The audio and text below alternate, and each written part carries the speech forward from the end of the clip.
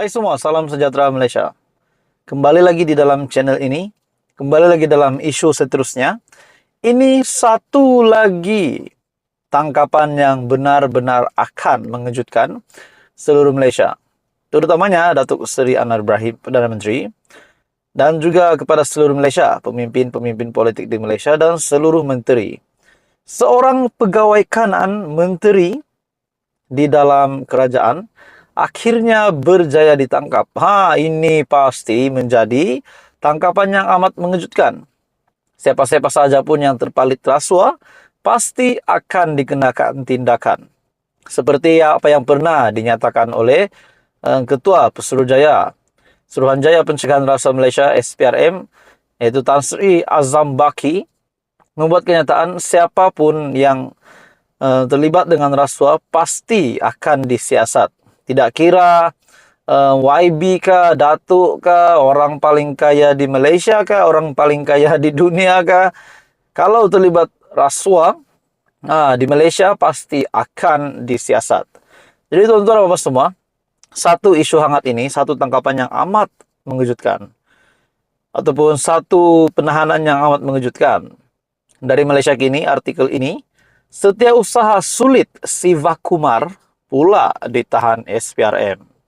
Suruhanjaya Pencegahan Rasuah Malaysia SPRM menahan seorang pegawai kanan Menteri Sumber Manusia V. Sivakumar.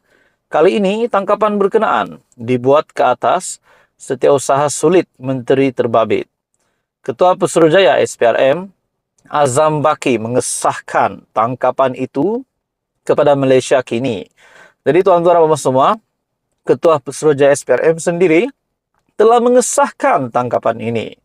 Bagaimana pula dengan respon Perdana Menteri Datuk Seri Anwar Ibrahim sekiranya ini sampai ke pengetahuan Datuk Seri Anwar Ibrahim, dan mungkin kalau sampai pula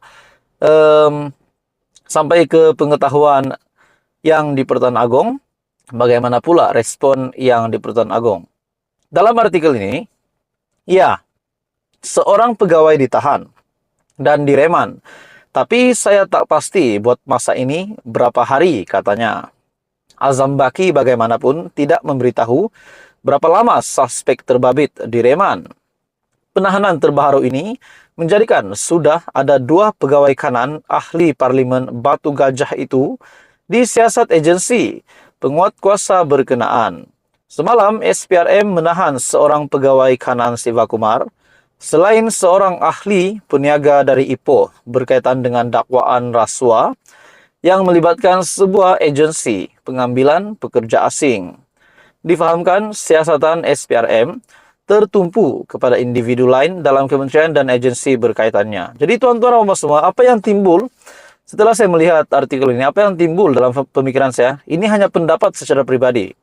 Adakah rasuah ini memang dilakukan oleh pegawai kanan tersebut ataupun Setiausaha Sulit V. Sivakumar sebagai Menteri Sumber Manusia, ataupun mungkin ada terlibat dengan menteri tersebut, ataupun mungkin hanya sekadar kemalangan.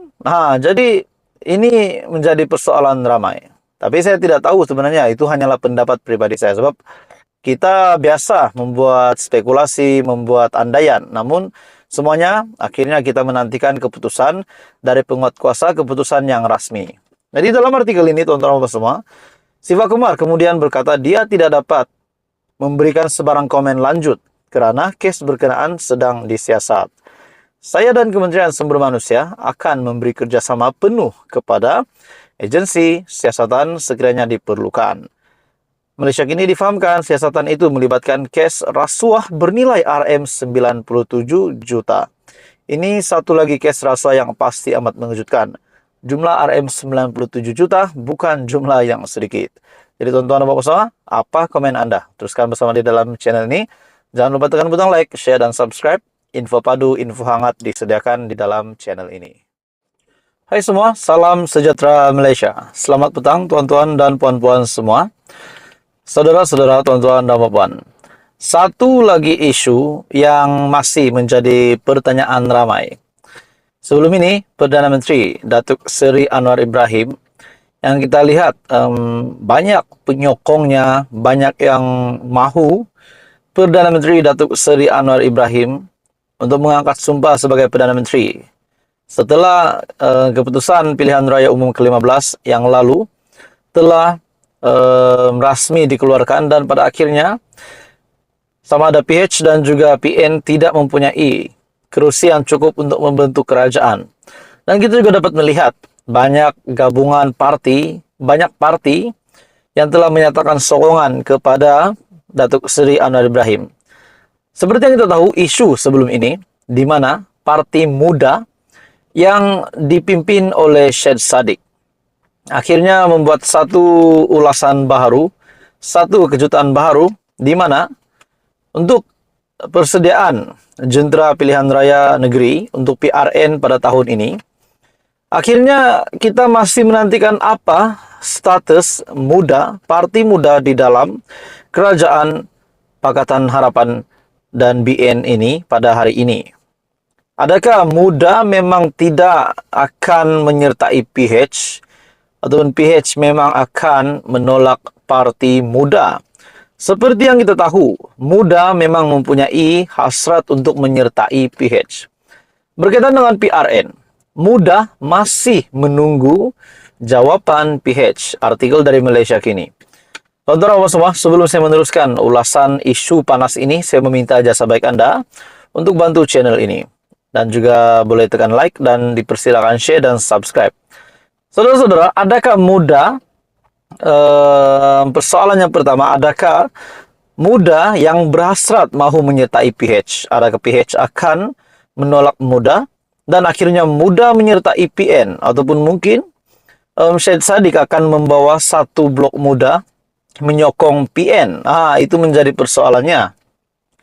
Melalui artikel ini, Parti Ikatan Demokratik Malaysia ataupun MUDA menjelaskan parti itu hanya perlu menyelesaikan isu penyertaannya bersama PH sebelum membicarakan soal agihan kerusi bagi pilihan raya negeri PRN.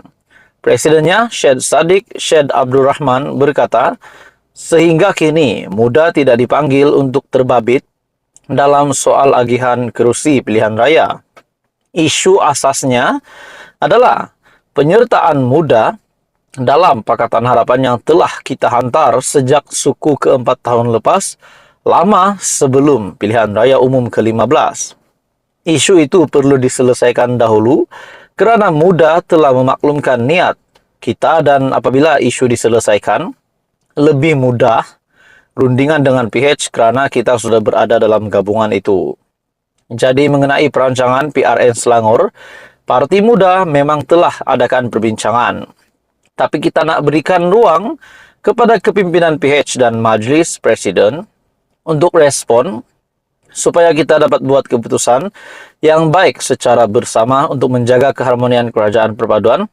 Menurut Syed Saddiq, Syed Saddiq ditemui selepas sesi diskusi santai AUKU, apakah pengakhirannya di Universiti Kebangsaan Malaysia UKM. Turut serta sebagai ahli panel Exco Pemuda PAS Nazrul Nazir dan aktivis politik Farhan Khairuddin. Jadi saudara-saudara, adakah dengan ini di mana PH yang belum memberikan respon berkenaan dengan penyertaan hasrat muda untuk menyertai PH? Adakah PH memang tidak akan menerima muda? Dan pada akhirnya muda pun mungkin akan berubah fikiran setelah sehingga hari ini belum terima jawaban. Jadi ini akan membangkitkan banyak lagi persoalan. Namun semuanya kita akan ketahui selepas ini. Jadi tuan-tuan dan puan semua, apa komen Anda? Teruskan bersama di dalam channel ini. Jangan lupa tekan butang like, share, dan subscribe.